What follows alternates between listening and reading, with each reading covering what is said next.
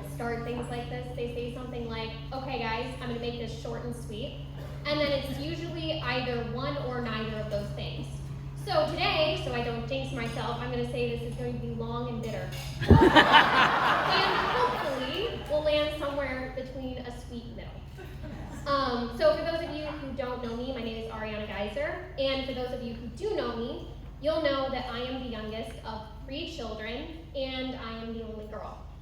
Now, don't get me wrong, having brothers growing up was certainly fun, but there comes a point in a little girl's life when playtime with the bros turns into the Great Barbie Massacre of 2004, isn't the most fun anymore. And when that time comes, this girl might start to wish she had a magical thing called a sister. Now, unfortunately, my parents had saved the best child for last. So I never got a little sister. And getting an older sister would be logically impossible, right? Wrong. Now you may be thinking, math, time, linear thinking. These are difficult concepts for artsy types to grasp.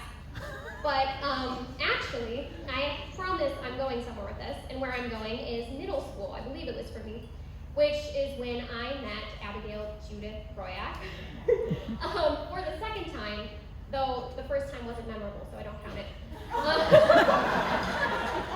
So after that, Abby and I's lives just kind of became intertwined, and she was there for me. When I needed someone to lose precious hours of sleep to drive me to and from my first ACT test, when I had no license and my parents were out of town, Abby was there. When I needed a friend to show up to my many, many plays, no matter how big or small the role was, Abby was there. When I needed a girl to go underwear shopping with me, when it got too awkward for Mom to come, sorry guys, Abby was there. And when I needed someone to sit in an empty closet with me and eat Oreos dipped in peanut butter while watching my favorite TV show, Abby was there.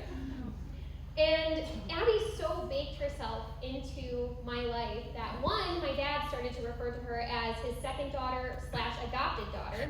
2, I'm pretty sure there's a room in our house that is dedicated to her, though I'm not sure that you've actually ever slept in it, unfortunately. And 3, her contact name in my phone is still to this day sister with the girls holding hands emoji.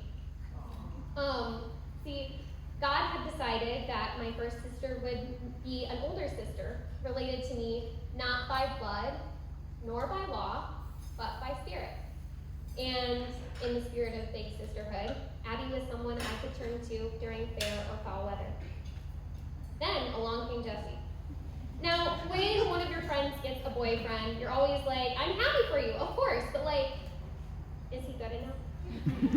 And in my interactions, watching Jesse and watching Jesse interact with Abby, I can confidently say, close enough, I guess.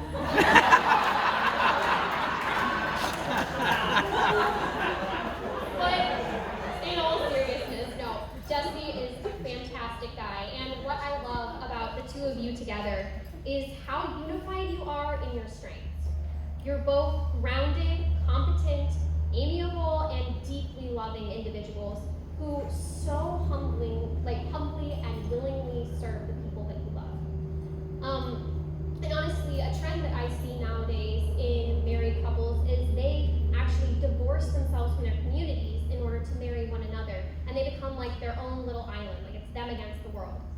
But with Abby and Jesse, they have not only stayed connected and active in their own communities, but have, in fact, blended the 2 together by being the fantastic relational bridges that the 2 of them are, which, in my opinion, is what a strong marriage does. Because a married couple that pours out love on their community will find a community that pours out love on them when times are tough. And since I see that already present in your relationship, amongst so many other fantastic qualities, too numerous to mention in this long and bitter speech, I couldn't be happier with your union, and I'm so excited to see what plans God has in store for you. So, now that I've talked for a bit, I'll bring you all the relief of an ending with one last anecdote. Growing up, Abby and I used to call each other by pieces of our last names. My last name is Geyser, so she called me her Guy. And her last name was Brat, so I called her my nap.